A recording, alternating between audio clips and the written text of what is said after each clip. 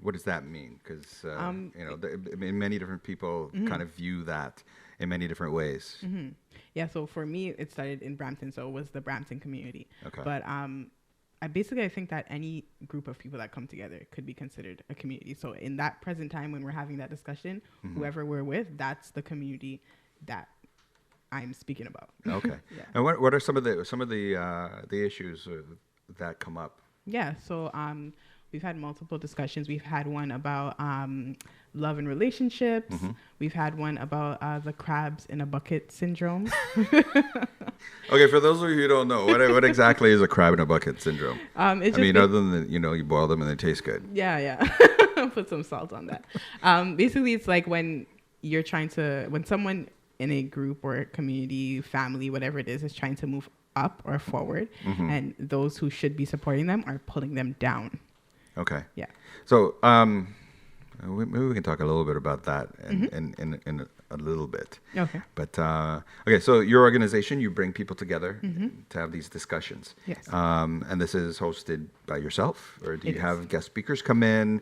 How do you define that? It is hosted by me. We've had a couple guest people come in, but yeah, it's hosted by me. And while I lead the conversation, I like to make it feel like we're all in this. Like I'm leading it, but I don't want people to feel like, oh, Brianna's leading it. So like everybody's in it. Like if somebody has more to say than me at one point, then go ahead. So it's an open discussion Exactly. that everyone has an opportunity to be able to Exactly. to share their voice and opinion. So what are some of the commonalities that keep coming up? We all struggle, and we're all everybody struggles. Yeah. And I think that there's a lot of fear of speaking about what it is that we're going through. Yeah. Because nobody wants to be judged, or nobody wants people to look at them as the struggling one. But the reality is that we're all the struggling one. So when you say struggle, what are the type of struggles that do come out? We've had people talking about not knowing how to get into relationships, people talking about not knowing how to get out of relationships, people talking about you get the people who don't know how to get in to talk to the people who are trying to get out. I don't know, sometimes it doesn't work because the way that some people got in is a hot mess. But we've talked about social issues, the hot topics of stuff like abortion and religion and all that type of stuff. So by the end of these discussions, you tell them this is what you need to do to make your life better. No, I don't even know what they need to do. The hope is that through hearing other people's opinions, things that may not have initially came to their mind, they're now aware of. Okay, they're open to different possibilities. Exactly. Okay. What was it that made you decide that this is something that you want to do? Because these might be, I'm assuming, some pretty heavy topics that might come up. And I mean, you look quite young, and so if what made you decide that this was something that me personally need to address? Because everybody talks about stuff, right? Everybody kind of looks in society and says, this is broken, that's broken. Good Lord, I can't believe Donald Trump's going to be president of the U.S. People talk about all these different things, but then to be able to kind of decide, I'm going to try to make change. I think that comes a lot from me being a social work student. And I think that a part of me being a student and a part of me going through that process has been what can I myself do to help impact change? Yes. And that's kind of where that came from. Also, I've been to a bunch of community events, and I loved everything that everybody's doing with the whole performing, giving artists a platform. But one thing that I always thought was missing was the opportunity for people to just talk. I find that most of the times when I went to events, it was I was sitting down and enjoying performances and leaving. And as those are good, those are great. But one thing that for myself I felt was missing was the discussion piece. So being able to talk about, have anything, everything, any and everything. Okay, not just not just a dialogue about what the performances were, but just it could be what the performances were if they brought up some stuff. Yeah. But just talk, get people talking, especially in such a technological era where everything is over computers and phones. I feel we need to actually talk to each other. So in these discussions, by the end of it, what is it that you're hoping that people are able to kind of take away? I'm hoping that like for me were that the piece of me like saying what do I want to do to make a change. Like I feel like through those discussions and sometimes people don't even realize certain issues that are happening within their communities, and having someone share their experience like, you know, sheds light and kind of inspires them to do whatever that they can do within their capacity to make a difference. Okay. The topics, how do people like email you at 3 a.m. in the morning saying I can't sleep and you need to talk about this at your next meeting? No. If they did, I'd be willing to listen though. So most of the topics would come from me initially, and then after I started asking people to send me, like, what do you guys want to talk about? And they would send me emails, or I'd talk to some of my friends too and be like, what do you guys think I should talk about? And they'll tell me, just because I mean, for me, there's only a certain amount of issues I can see, and I know that by getting more people involved, it will help me broaden what is spoken about. Okay. So these conversations that you do is just one piece of Soultry. Yes. So maybe talk about some of the other things that Soultry does. So we do events. We've done a couple events in the past. One of the aspects to our events is giving local artists, up and coming artists, opportunities to show their talent. We've done one. We also did like a paint night event, which was fun. It was like open mic, and we had paint night. What if I can't paint? It's not about your ability to paint. It's about the expression. So if I can't paint, how am I going to be able to express? You can pick up. I'm pretty sure that you can pick up a paintbrush, put it in some paint, and do something on the canvas. It may not look good in some people's perspective. Some people might think it's a masterpiece. Okay, so bringing people together and having the point of the painting. Sorry. The painting was just like, honestly, it was just an expression thing. Like I teamed up with Kofi's Art, and he's an artist. And we just brought out canvases. We let people know that you don't have to be an artist. And it was just like people, like there was kids just flying paint all over the place. Half of them went home with paint on their clothes, which was more of a paint fight. Something like that. But yeah, it was fun. And then there was the open mic piece too, like, and people were talking while they were painting. Like it was just like, it was really cool. Okay. Really cool. You had to be there too. So again, this is more about creating that dialogue, creating a discussion. Yeah, exactly. Okay. In today's society, creating dialogue, it's not necessarily the easiest thing to do. No. And a lot of the dialogue that's being created right now is not necessarily all that positive. Nope, it's not. So when you look at being, I guess, sort of going against the trend or the norm that's out there, and everybody's kind of nose down in their cell phone. Like somebody in the studio right now is looking at her cell phone. Nose down in their cell phone when they're walking. Everybody's kind of attached to social media. Everybody's texting each other, and it's not even full conversation. Sometimes you look at the word and you're like, what are they trying to say? And there is so much negativity in the airways around us.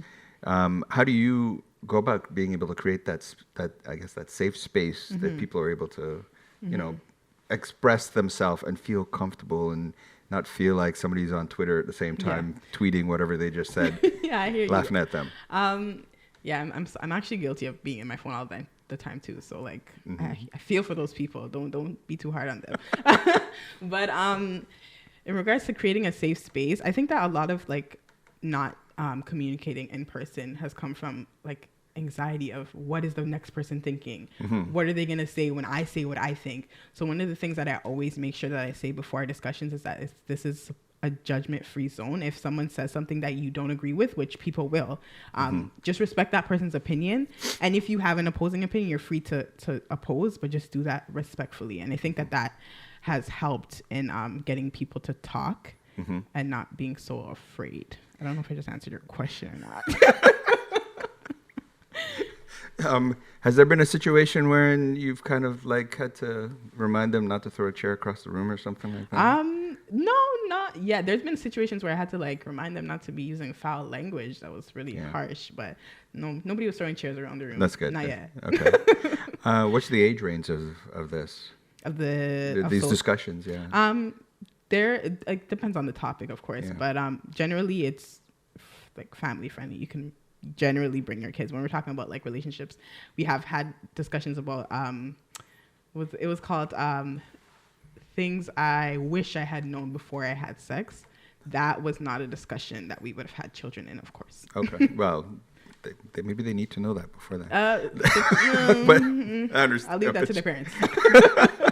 For them to have that conversation. Okay. Yeah. Okay. So, so you saw that there was a need to be able to have this type of dialogue, and so you decided to fill that need.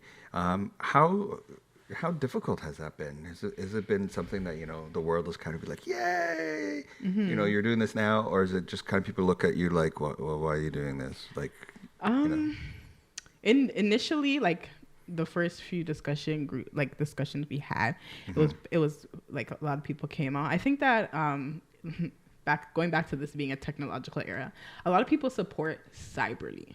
Yes. And then when it comes down to like actually being there, it's like nobody's here. Like everybody says, oh yeah, like this is a great idea, like let's do this. And then you do it, and then a lot of times people don't show up. And that's what I experienced with some of the discussion groups that I did, is that like some days it would be full, some days there would be like literally nobody. Okay. And some days there would be like 2-3 people. Whoever comes, of course, we do our thing, because at the end of the day, even if it's one person that gets something out of it, it's worth it, right?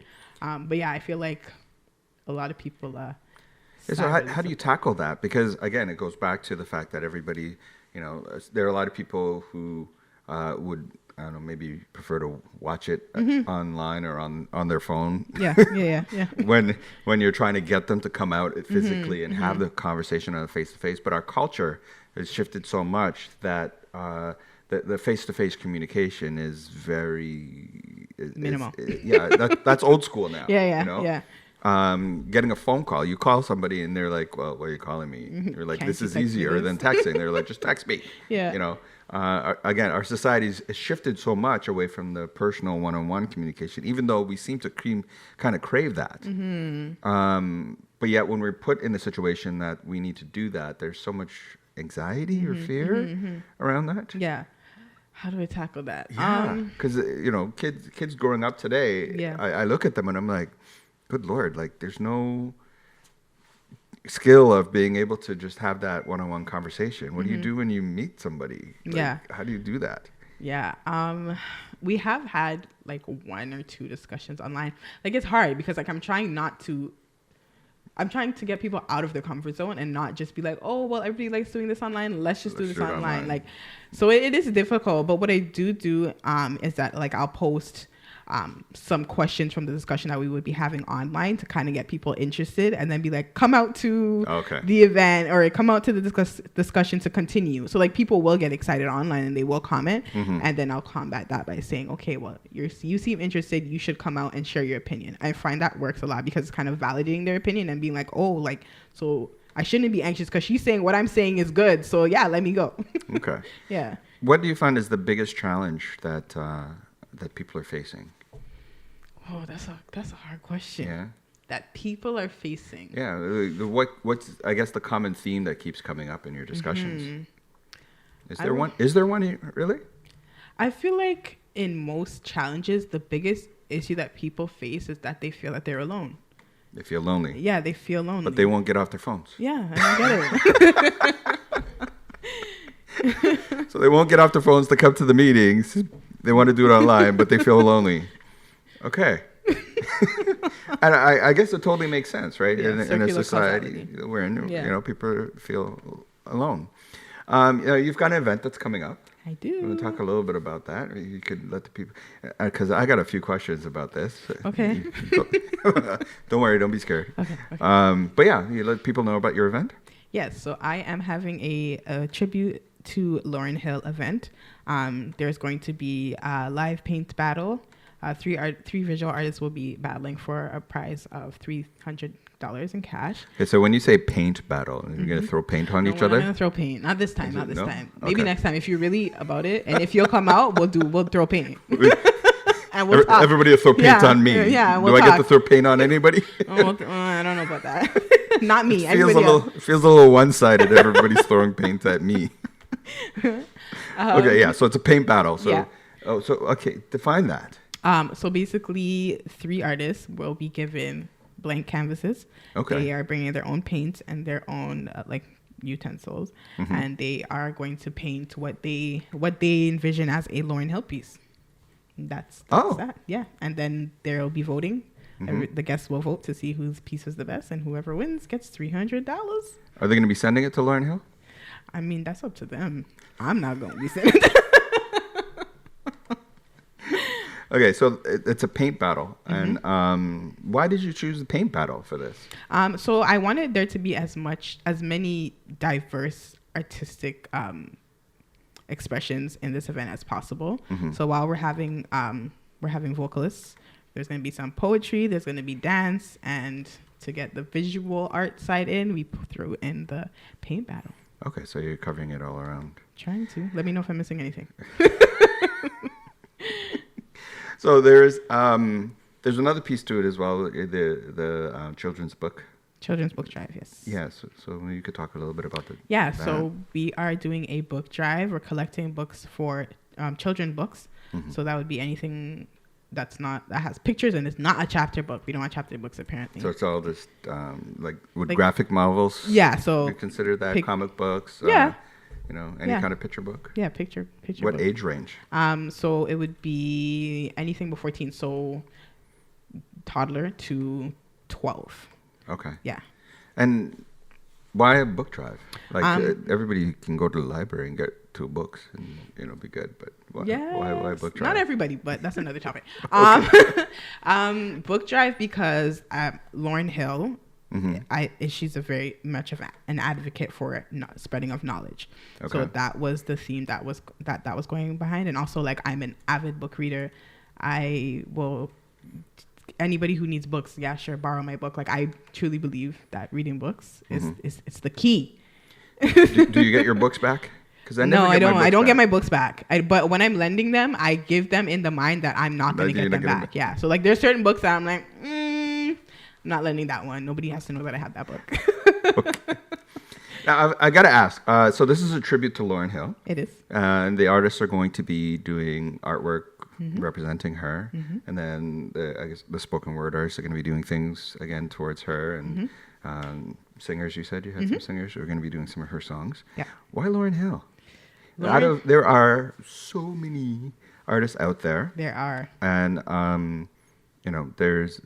Yeah, why Lauryn Hill? Yeah, so aside from the fact that I am the biggest Lauryn Hill fan ever, I love Lauryn Hill. Lauryn Hill, because her songs have a lot of controversial stuff in it and a lot of things that I feel like people are interested in talking about.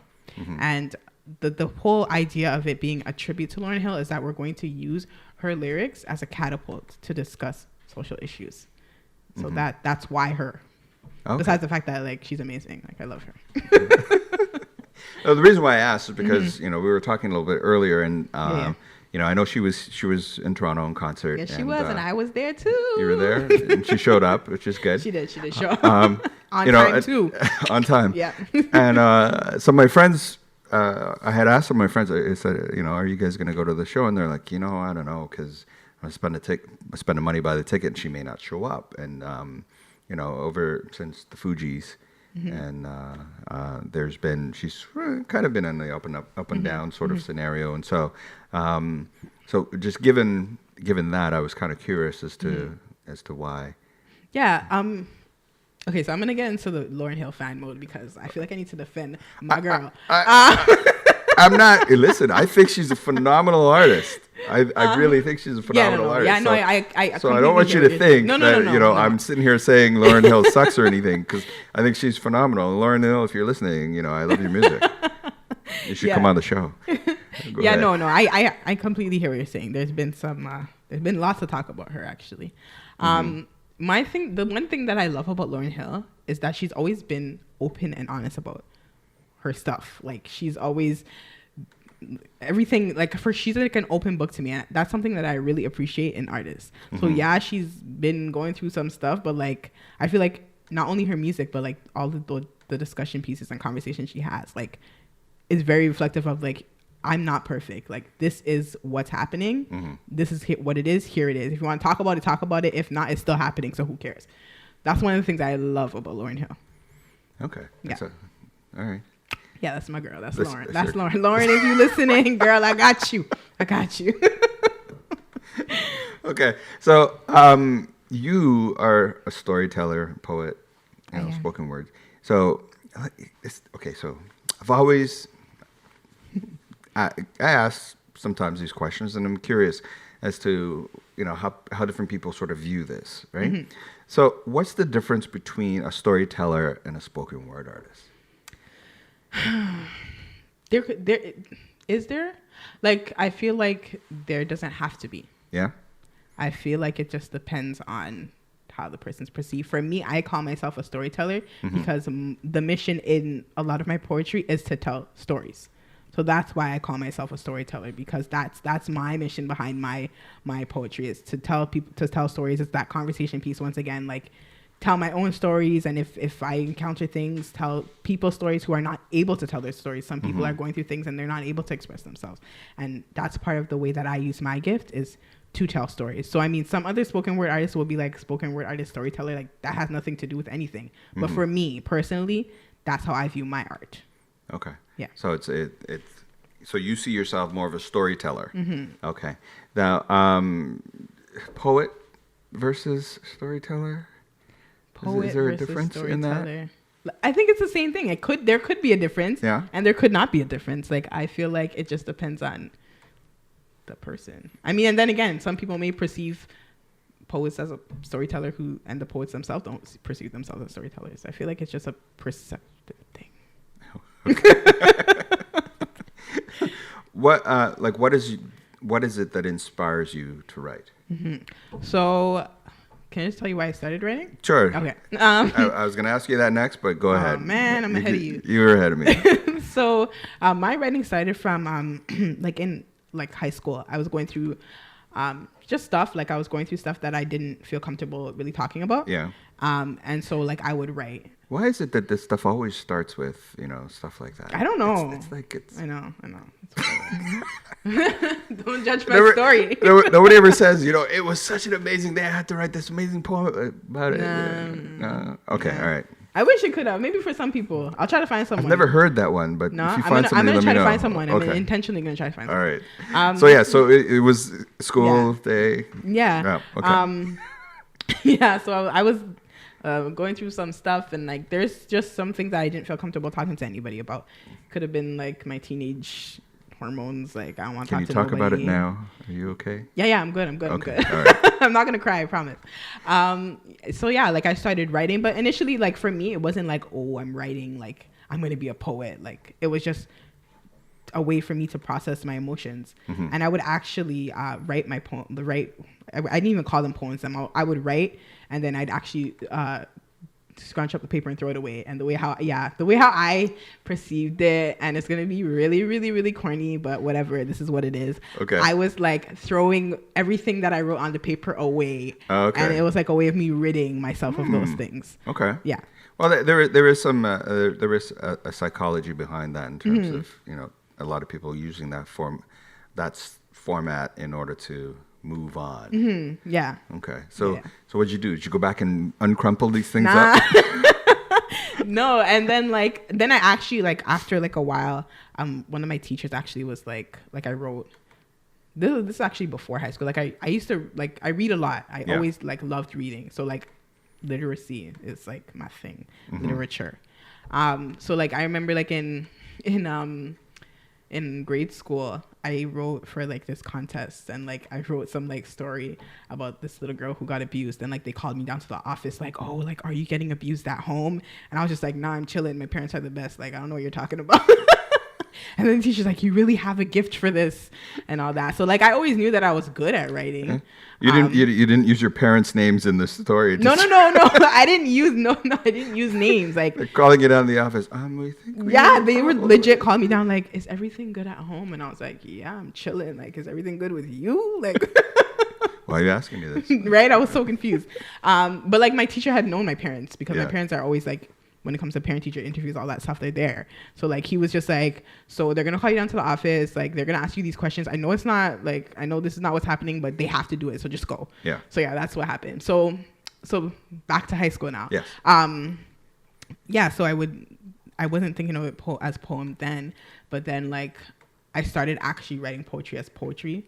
And then like I'd share it with my friends and they'd be like, oh, this is really good. And I look back now and like my friends are some liars because that poetry that I was writing back then was not good. But that like helped me, and I actually performed at one of my schools like Black History Month events, and after that I was like, okay, I'm a poet now. Like nobody can talk to me. I'm just kidding. I'm not like that. No green jelly beans in my dressing room, right? No green jelly beans. So being able to write was a way of you being able to express stuff that was going on with you. Yeah. How do you when you perform? Yeah. Right. So when you you write these things that are personal to you, and now you're standing on stage and you're telling people your business. I am. Like all my business. How do you feel when you're standing there and it's like, you know, now all of a sudden people all up in your business. They all know your stuff. Like, I know her. Well, they think they know me. They don't know a thing. No, I'm joking. Her mom used to beat her. I know her. No, my parents actually were not. They were not those parents. Like I could probably count on like one hand how many times I got beatings. But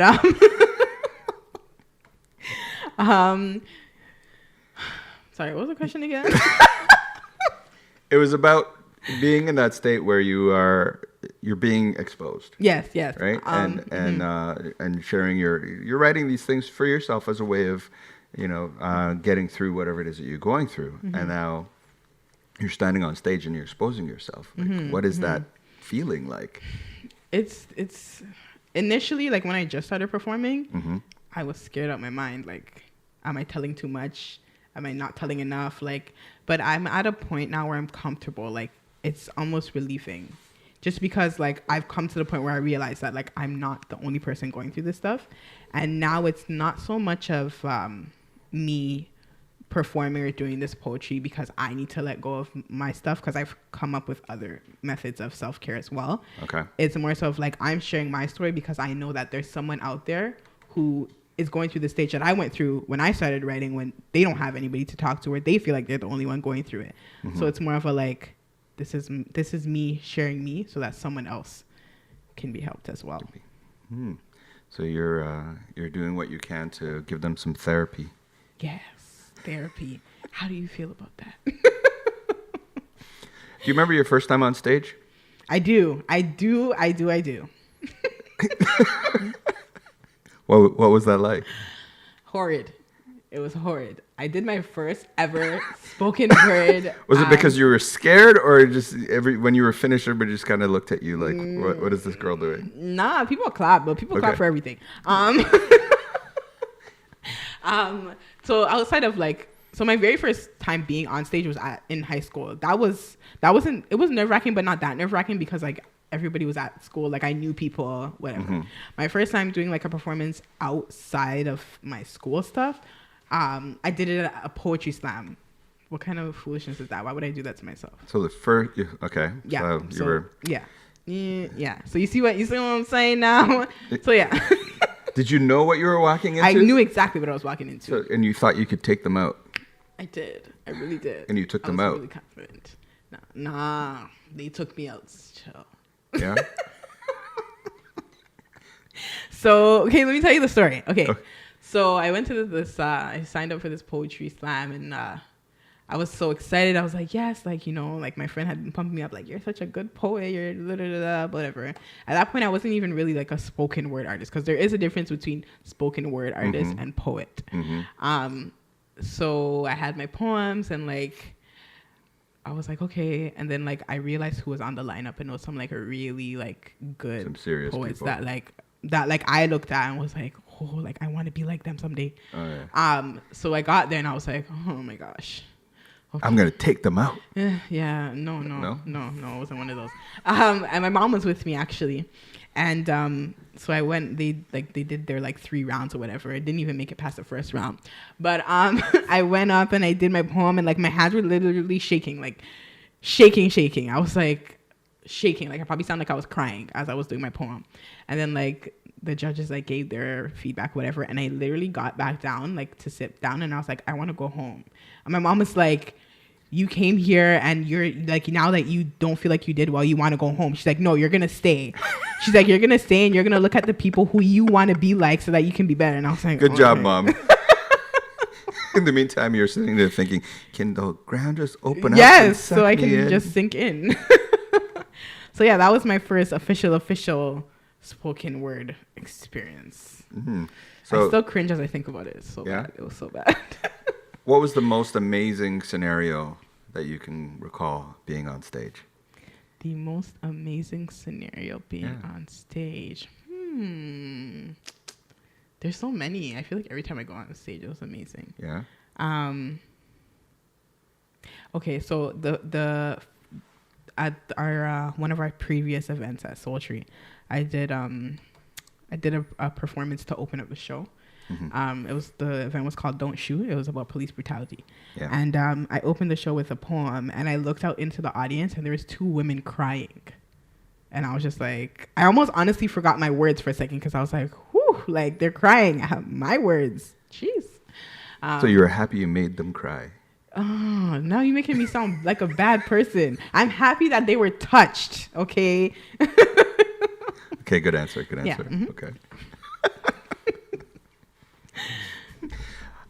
There's a certain amount of intimacy when you write, from the emotion that you're feeling at the time when you're writing, the way that you view yourself, the world around you, all of that, and to be in a state that what you're doing, it sounds like, in all aspects, whether it's the words that you're writing in your poetry or the discussions that you're having with people in the room, the event that you have that's coming up, which is going to be kind of celebrating Lauryn Hill. A lot of that goes back to, from what it sounds like, kind of like your personality and what you're trying to, this change that you're trying to see in society or create in society. Has there been much pushback on that? Because again, you're kind of pushing against the norm as to where things are kind of going, right? To be honest, there hasn't, like, I don't feel like there's been much of pushback, but I do anticipate pushback. I feel like there will be eventually. I'm just happy that I haven't gotten there yet. I feel like I'm like going through my grooming right now, so that when I get there, I'll be able to deal with that. Okay. It might sound like a really weird question, but you talk about, when in the beginning of this, we were talking about, community, like-minded people coming together, sharing the same sort of experiences. Is this a Black thing? It's not necessarily a Black thing. A lot of our discussions have a lot to do with the Black community, because I am a Black woman, and that's where a lot of my issues stem from. Like, as a Black woman, like I said, initially when I did this, it was about what do I see as issues. So as a Black woman, I mean, those are the first things that pop up. But it's not a Black thing necessarily. No, it's a society/community thing. Okay. Yeah. And so when people come to your events, and the conversations or the topics that are having are representative of you said it's Brampton, right? Yeah, well, it started in Brampton. It started in Brampton. This event's going to be in Toronto Central, so. Okay. Because the reason why I ask is because, society on a whole has challenges. Yeah, of course, yeah. As a whole. And, the challenges that we face in terms of being so, from what you're saying, people being lonely and being able to get connected with other people is much broader than one community. Yeah, no, of course. Right? Yeah. So in your, I guess, in a sense, of spirit of inclusiveness to represent the full community, are other voices heard? Yeah, absolutely. Absolutely. Like, even in our discussions where it was issues, issues that I perceived as Black issues, there were people who were there who were not Black, who could, because the way I feel is that, like, just because you're not Black, that doesn't mean that you can't look at an issue that affects Black people and be like, okay, like I can relate to it. That I don't think that because you're not Black, you can't talk about issues that are affecting the Black community. Like, to me, that's a little bit ridiculous. I feel like people can see issues and be like, this is, and I feel like that's actually powerful if someone outside of the community is looking and saying, I see this issue within the community and I'm here to help or do whatever I can. Yeah. Okay. Your event, when is your event? November 5th. And location, where can November people get tickets? 1489 DuPont Street, Toronto. Tickets are available on Eventbrite. Also, like if you click our website, soultrycommunity.com, that's SOULTRY community.com, and you click on our events tab. There, it tells you everything about the event, and there's also a link where you can purchase tickets. And then if you are not comfortable with purchasing online, you can just hit our contact button and let us know. Maybe you want to meet up in person, get physical tickets, or you can do like an e-transfer and get your tickets held at the door. Oh. Yes.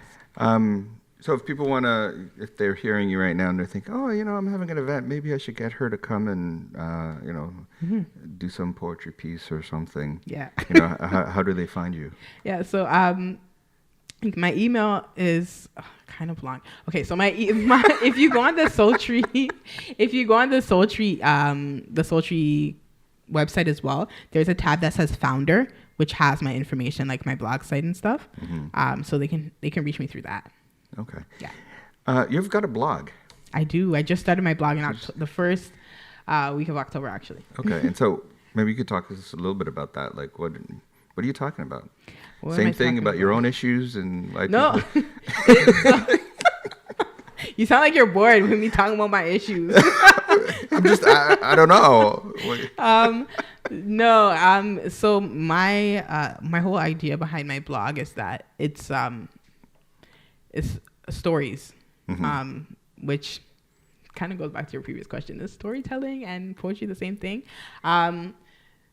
So I teamed up with my friend Felicia, who's a photographer. Yes. And the idea is that like she takes pictures, and either she takes pictures and I write to it, write a story to it, or I write my story and she takes pictures to it. And yeah, it's honestly just stories, like not necessarily my own story. I don't think any of those on there so far have been my own stories, but it's just. Is that your disclaimer right there? Just, Mom and Dad, it's not about you. No. No, that's not a disclaimer.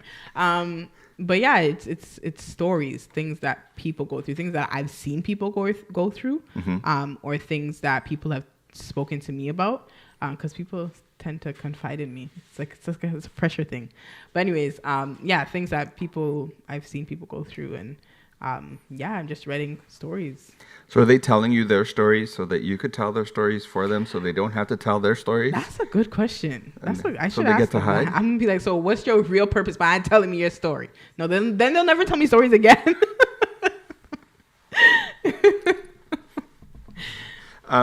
So a lot of what you were telling a story about the story that you wrote about a girl that was abused, and everybody kind of looked at it and said, hey, you've got this writing ability.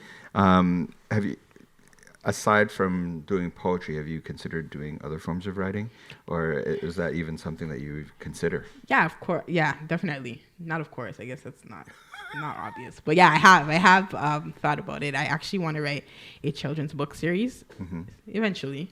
I'm actually working on, well, this is still poetry, but I'm working on doing like a poetry compilation. Hopefully to be released in 2017. Cross his fingers. Yeah.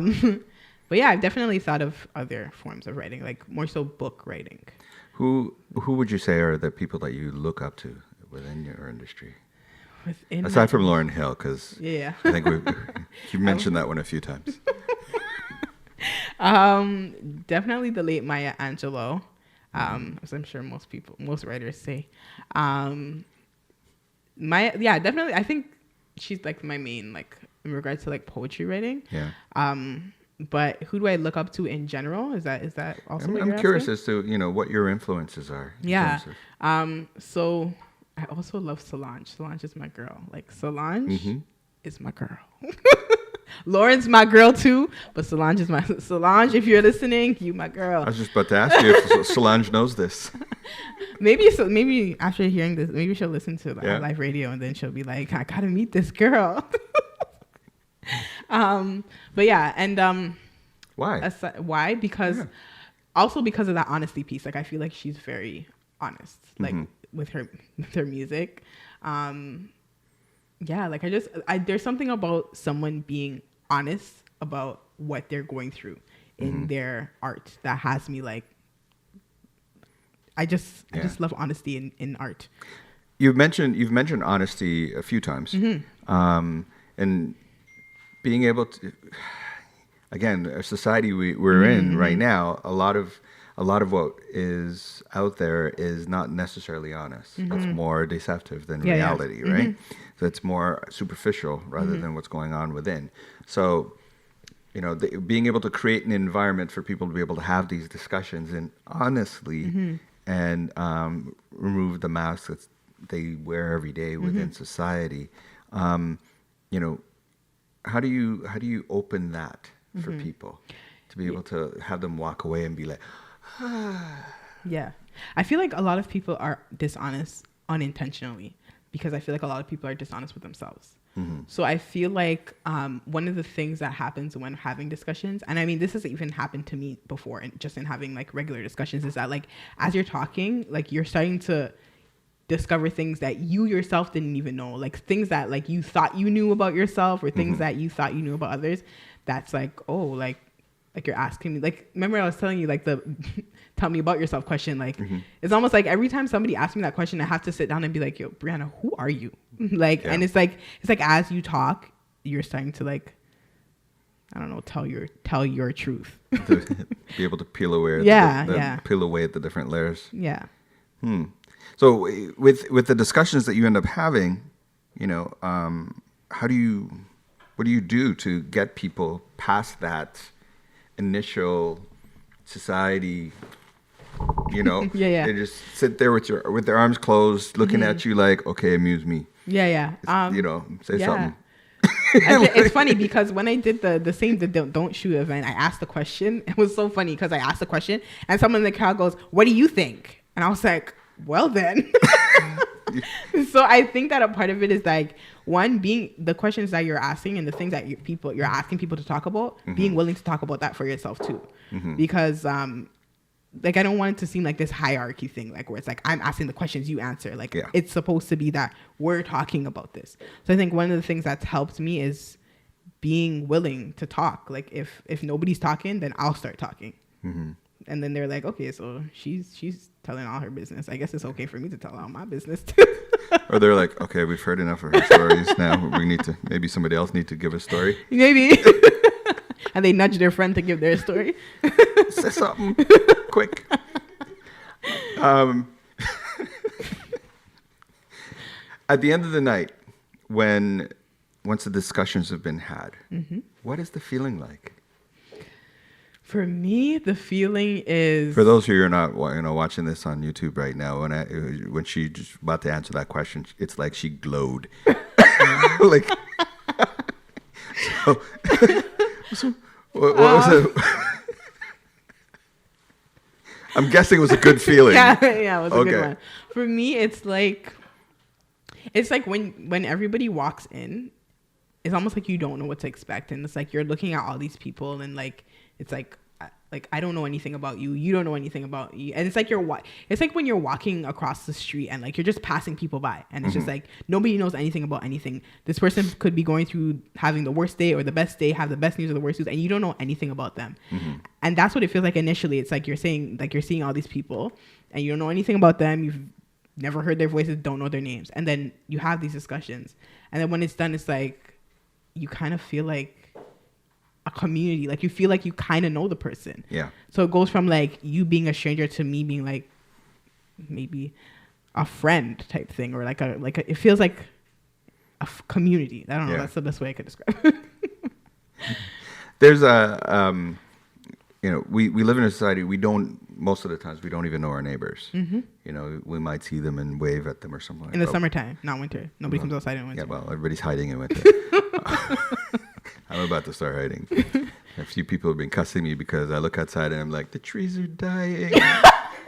I'm like, it's horrible.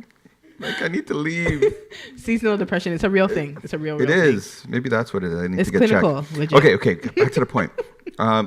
You almost made me forget what my point was. Okay. So yeah, I did forget what my point was.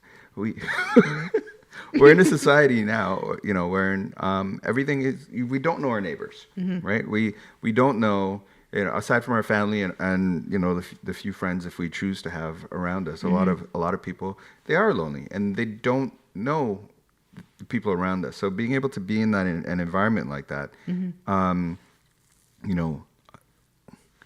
why was that an environment that you wanted to create? Because it's so different than what the thought is. A young person today, you go to a club and party up and ball and get drunk or whatever, it's not like, okay, let's sit in a room together and talk about life. Yeah. I think honestly a lot of that whole the idea of wanting to be around people and wanting to know people, I feel like that has to do a lot with my family circle. I grew up, where I grew up, we used to live in an apartment with 9 people, a 2-bedroom apartment with 9 people. And we didn't feel some people would look at it and be like, oh, they're so poor. For us, it was that's just the way it is. Family, my aunts, my cousins, we all were together, and that it was that community thing. So I feel it's almost innate in me, for people to have those types of relationships. And yeah, I think that's honestly, I feel that's where that desire is. I don't know, maybe I just feel everybody wants to feel like they have a community. Even though people get that pushback, I'm like, no, you want community. I know you do. Let's just do this. And then they just listen. Yeah. Okay. Yeah, right. Which is that easy. I'm going to do whatever she says to do, I'm going to do. I hypnotize them. The name of your organization, where did that come from? Yes. So Soultry came from mixing soul with poetry, the 2 words. Okay. Soul, because I just feel all those the longing for relationships, longing for community, all of that is a soulful thing. And then poetry, because initially I wanted it to be a poetry group, but it didn't work out that way, which is fine. I actually like what it is now better than it would have been if it was a poetry group. So yeah, that's where the name came from. So your vision was more of a people sitting around talking just poetry, or yeah, kumbaya. Kumbaya. Yeah, that was my initial vision. I don't know, a bunch of poets, but that's definitely changed. So it's evolved. Yes. Okay. So your event is coming up November 5th. Yes. And the location again, sorry? 1489 DuPont. It's at Youth Action Network. Youth Action Network. And people can get their tickets online. Soultrycommunity.com/events. And if they want to get in touch with you, your long email address? Is journeyingjelly. Okay, maybe it's easier just to point them where to go. Yeah, so if you just go to the Soultry website and hit founder, all my information is there. Okay. And then also if you go through the contact Soultry, I'll see all the emails that go out, so I can respond there too. Okay. Yeah. So I've been really bad over the last little while of ending on time, and so Jason gave me this nice countdown clock. Jason, if you guys don't know, is the station manager here, so he's trying to keep me in check. But I don't know if that clock is exactly right.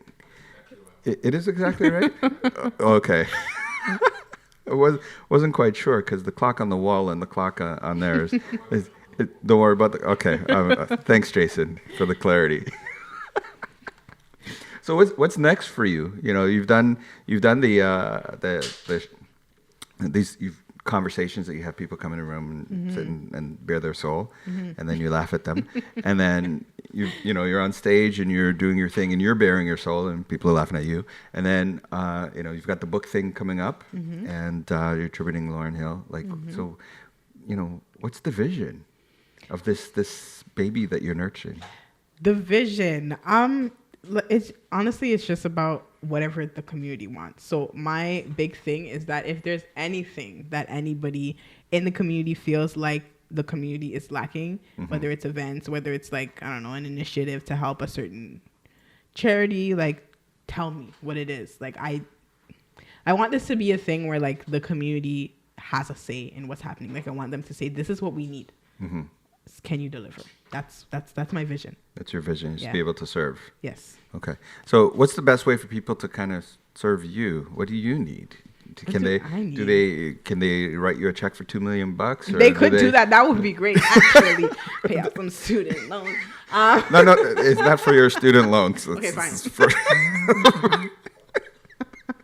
this is for, All right, Soultry. We're talking about Soultry. for Soultry. You know, what can people do to support you?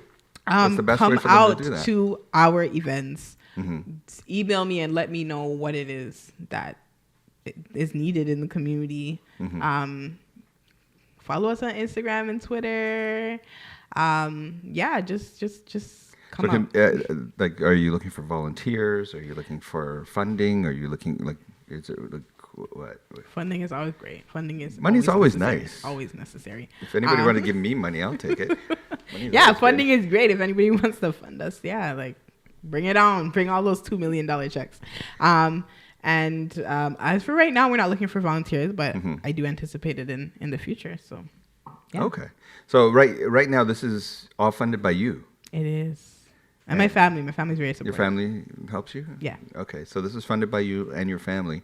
And I know, starting something like this I've ran lots of things in my life, can be a bit of a challenge. It can be at times overwhelming. Yes, especially on a student budget. Just saying. Yes, on anybody's budget, it can be a bit of a challenge. So what is it that keeps you going? Like, what is it that makes you say, I want to keep doing this, because even though it's taking my time, it's taking some of my money, until somebody writes me a check for $2 million, I'm going to keep doing this. It's honestly, I think it's my passion for community, my passion for society. Also, like, I have younger siblings, I have younger cousins, and also I'm living in this community. So if I'm going to be living here, I need to make a difference. And if there's something that I see is lacking, instead of just complaining about it, I'm going to try my best to provide it. It's definitely been a pleasure having you here, talking about Soultry. Thank you for having me. Yourself and your experiences and all the stories you've written that got you in trouble. It's definitely been fun. So your event November 5th. November 5th. People can go to your website, SoultryCommunity.com. SoultryCommunity.com, and they can get the information there about how to reach you, how to contact you, how to send you that check for $2 million. Absolutely. After they give me you can mine. up it to 6 if you want. It's up to you. After they give me mine, of course. Well, we'll talk about it. I have to write a contract. Hey, you got to get a finder's fee for myself. So when's the next discussion group that you're going to be having? The next one is going to be on November 5th. After that... Oh, so that you're going to be having a discussion a part of that night as well? Oh, yeah, there's 3 discussions. Oh. Yes, there's going to be 3 discussions. What are the discussions going to be about? So one of them is going to be about what is love? Like, what does that mean? Oh, boy. Yeah. What is love? How much time do you have? We can always continue discussion after the event. Yeah? That's also fine. Within 10 minutes, we're gonna decipher this. Okay, what is love? What's the other one? What is love? What's the difference between giving up and letting go? Ooh. Yes. Okay. And the third one is going to be the challenges of being a young parent. Okay. When you say young parent, what do you mean? A person that just had a child, or somebody who's young? No, like a young, in age parent. Oh, okay. Yeah. Young in age parent. Yeah. I think I'm gonna come check this out. Yes. This is people who know me know I like to talk. Maybe I'll come check this out. What is love? What is love? Being a young parent. Mm-hmm. And what is the difference between letting go and giving up? Letting go and giving up. Whew. Yes. We're putting out questions in our Instagram and stuff. So trying to get people to talk before the actual conversation happens. So okay. Yeah. So according to the new countdown clock that's been installed to keep me in line, I've got 40 seconds left, I think, before Jason cuts me off. So definitely want to thank you for being on the show. Thank you for having me. Everybody that's listening online, definitely check out the website, soultrycommunity.com. This is me, Patrick O'Morris, and this has been the Patrick O'Morris Show for your Sunday afternoon. Thank you very much for spending your time hanging out with us. Yes, he's giving me the wrap up. Please keep in mind November 12th, the Loose Ends concert that we are going to be having. You can go to the iLive website and you can get information on Loose Ends concert, buy your tickets. Hope to see everyone there and have a fabulous Sunday afternoon. Thank you. 3 seconds short. Okay. Your station around iLife Radio, the new social network. I said that I love you so, and I mean it so, from the bottom.